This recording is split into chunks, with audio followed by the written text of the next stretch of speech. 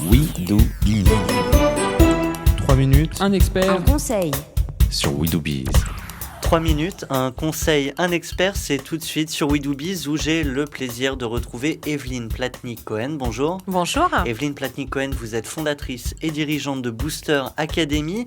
Alors pour les auditeurs qui nous écoutent, ça y est, ils commencent à vendre, leur entreprise tourne plutôt bien, mais ils n'ont pas encore de commercial. Et il est peut-être temps de se poser la question, alors quand est-ce qu'on le recrute finalement, ce premier commercial ? Alors, ce qui est assez amusant, c'est qu'il y a des femmes rêvent de bijoux, de luxe, n'est-ce pas ? Les hommes, parfois, peuvent rêver de grands yachts, n'est-ce pas ?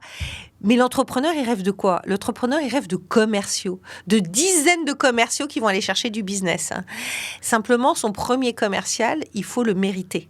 C'est-à-dire qu'aujourd'hui, j'ai regardé empiriquement à partir de quand on pouvait se payer son premier commercial. Et en fait, on peut se le payer à partir de 300 000 euros de chiffre d'affaires réalisé. Alors, c'est une moyenne parce que vous avez des métiers pour qui 300 000, c'est de la marge brute, d'autres moins, etc. Mais globalement, c'est 300 000 euros. À partir de ce moment-là, vous avez le droit. Ce qui fait que je répète quand même qu'entre 0 et 300 000, le seul commercial de l'entreprise, ce sera l'entrepreneur.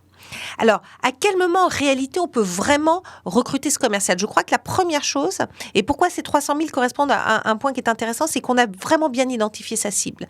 Même nous, chez Booster Academy, on a mis du temps à savoir quelle était notre vraie cible. On a mis 2 ans à le savoir. Aujourd'hui, on le sait.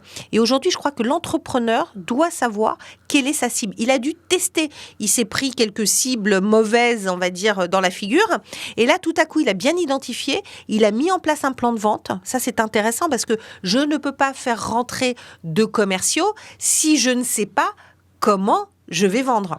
Donc finalement, c'est ça, c'est au-delà des ressources financières, il faut avoir compris ce qu'on va faire finalement passer, transmettre à son commercial. Exactement, parce qu'il va falloir quand même l'accompagner pendant un certain temps, ce commercial, et puis il va falloir lui donner les outils pour mieux vendre. C'est quoi les outils pour mieux vendre ?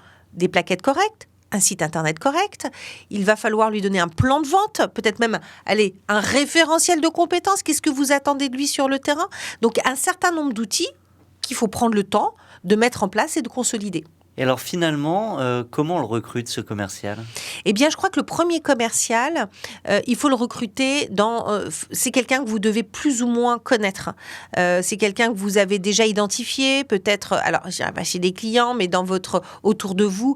Essayez de prendre quelqu'un, je dis pas votre meilleur ami ou dans votre famille. Je ne dis pas ça.